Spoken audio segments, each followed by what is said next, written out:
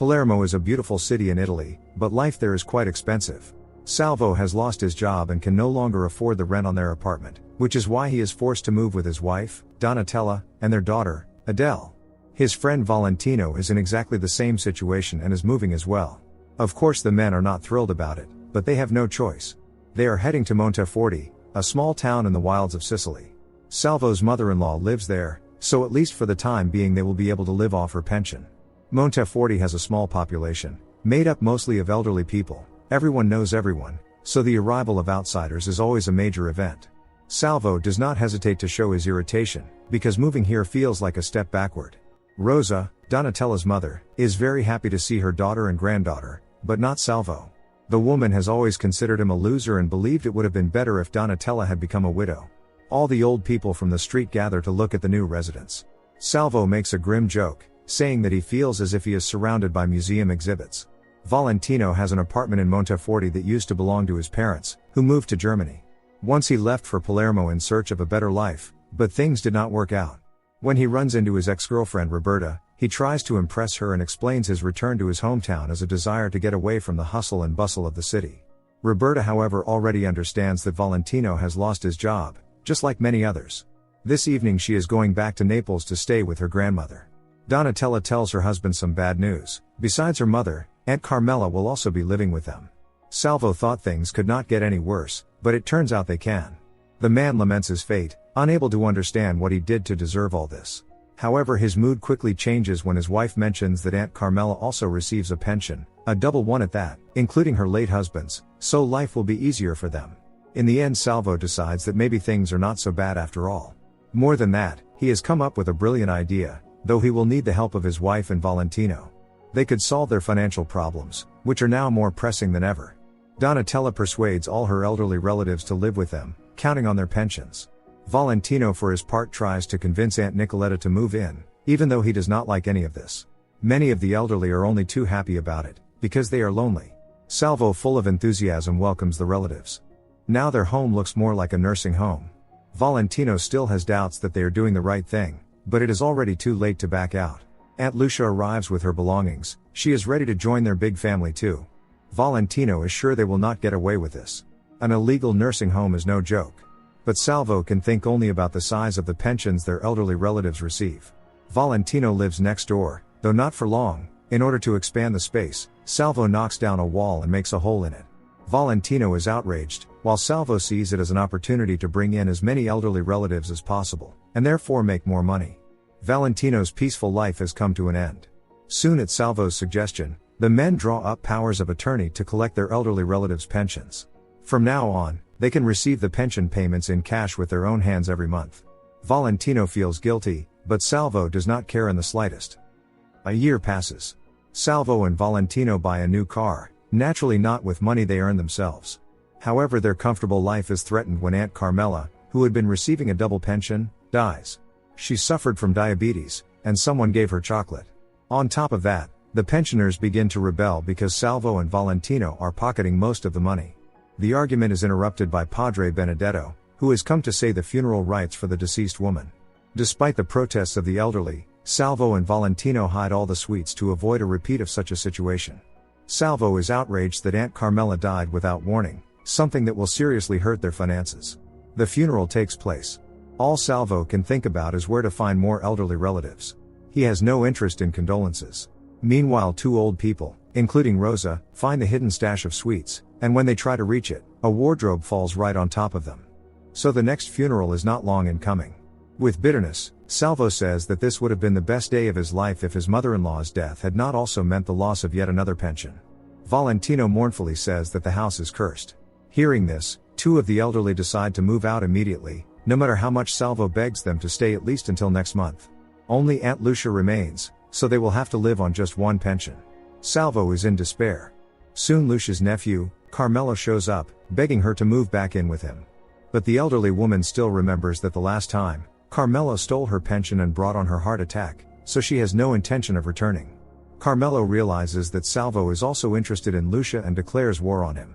In any case, they will not last long like this, so Salvo will have to find a job sooner or later. Valentino spent 8 years at university, yet he still cannot find work anywhere either. He cannot stop thinking about Roberta, whom he is still in love with. Breaking up with her and leaving for Palermo was the biggest mistake of his life. Roberta now has a boyfriend, Ferdinando, but Valentino intends to change that. Salvo has nightmares about Aunt Lucia dying. If that happened, they would lose their last source of income.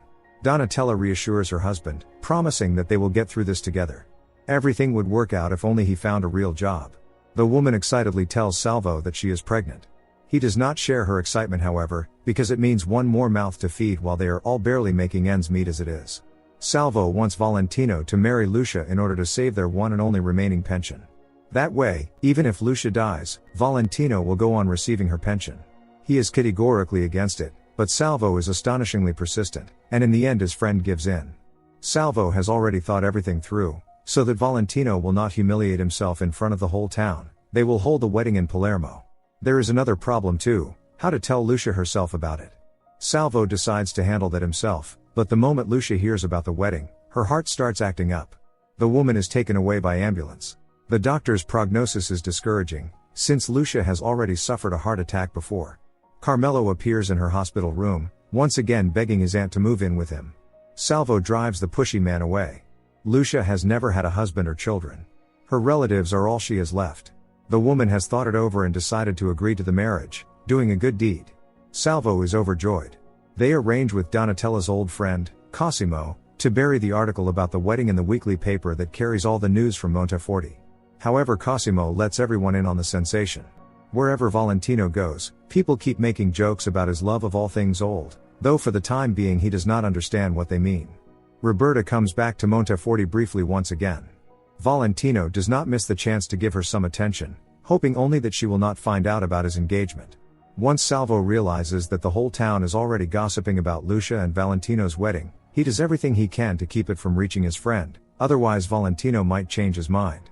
But Salvo cannot hide it for long, and the truth comes out. Padre Benedetto publicly condemns Lucia, yet she does not care, because she is not committing a sin. Now that the scandal has already erupted, there is no point in backing out, so they manage to persuade Valentino to stay in the game. Carmelo goes to the prosecutor, asking him to look into the situation, since the wedding looks like a farce arranged for the sake of fraud. Of course, Carmelo is pursuing his own interests first and foremost, but if it is proven that Lucia and Valentino's marriage is a sham, a criminal investigation will begin. The prosecutor assigns the case to Brigadier, the head of Monteforti's Carabinieri, who also happens to be Roberta's father. Brigadier has always hated his daughter's former fiancé, so he will gladly expose Valentino for what he really is. Meanwhile, Valentino grows closer to Roberta. He would give anything to go back in time and not make that terrible mistake. The man had thought that great prospects were waiting for him in Palermo, but in reality he got nothing but disappointment. The priest warns the bride and groom, mentioning that the Carabinieri have already begun their investigation. While Valentino is beside himself with anxiety, Salvo comes up with yet another brilliant plan. They have to make everyone in town believe that Valentino and Lucia are truly in love. So, in order to fool the Carabinieri, Valentino sings a serenade beneath Lucia's window at night. Roberta, who is staying next door with her parents, thinks it is for her. Lucia even feels a little sad that none of it is real. She would like to love and be loved. Brigadier is not so easily fooled, he knows it is all an act. But without proof, the Carabinieri are powerless to do anything. The situation is made worse by the fact that Roberta has broken up with Ferdinando. Brigadier fears that after all these years, his daughter may get back together with Valentino. The gossip has already spread throughout the whole town. Many young men start courting elderly women in hopes of profiting from them, just like Valentino. The women in turn are only too happy to receive attention from younger men. Padre Benedetto tries to guide his parishioners back onto the right path, preaching that the purpose of marriage is procreation, so weddings are not meant for pensioners. But his sermons are hardly having any effect on anyone. The rumors inevitably reach Roberta as well. She demands an explanation from Valentino. Of course he cannot tell her the truth, otherwise their scheme will fall apart. When Valentino hears that Roberta has broken up with Ferdinando, he feels even worse. She had been ready to give him another chance, but now things between them are definitely over.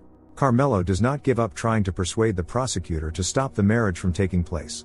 The prosecutor in turn pressures Brigadier, demanding that the Carabinieri put a stop to this immoral outrage. Donatella and Roberta go for a walk. Roberta understands that Valentino is planning to marry Lucia solely for the money. What she cannot understand is how Donatella can be involved in this. The woman says only that after Salvo lost his job, they found themselves in a hopeless situation. They were forced to go through with it. Valentino has become the laughingstock of the whole town and blames Salvo for it, since it was his idea in the first place. Salvo shouts that Valentino is incapable of anything anyway, and that his degree in public relations is completely useless. The conflict erupts right in the middle of the street, and it nearly turns into a fight. The carabinieri step in and arrest the men on suspicion of defrauding a vulnerable person. Valentino and Salvo are placed in the same cell. They keep trading insults, each blaming the other. Roberta is suffering, just like everyone else involved in this story. Valentino and Salvo are released after Lucia gives Brigadier and the judge a very convincing speech about her love for this young man. To prove that their feelings are genuine, Lucia kisses Valentino in front of everyone. Even Salvo was not prepared for that. The swindlers celebrate their victory over the law. The wedding is tomorrow, but Valentino is not happy at all, because it means losing Roberta for the second time, and this time forever. Lucia goes to mass, promising to be back by dinner. Evening falls, but she still does not return, which worries Donatella. Salvo and Valentino go to the church and overhear a conversation between Lucia and the priest. It turns out they are lovers. He begs the woman to call off the wedding, but she is determined. Her relationship with Benedetto has no future anyway, because he has holy vows. She knows she must give up her love, no matter how painful it is. Lucia cries all night long. Donatella, Salvo and Valentino tell the woman outright that they know about her and Benedetto. This has made them rethink many things. Through tears, Lucia says that she is going to tell them the whole truth right now, and after that, they will all decide together what to do. No one knows what they talked about, but one way or another they decide to see the plan through. The whole town gathers to witness the wedding. Valentino's parents intervene. They came as soon as they learned that their son was about to marry a 70-year-old woman. Benedetto appears as well, declaring that he objects to the marriage because he loves this woman. The priest is ready to give up his cassock if only he can be with the woman he loves. Lucia returns his feelings. Everyone moved by the scene, begins to applaud. Roberta was supposed to go back to Naples, but Valentino stops her. Realizing that they cannot live without each other, Roberta and Valentino reunite. This story could have had the perfect ending, if not for one catch. Without Lucia's pension, the men are forced to look for work.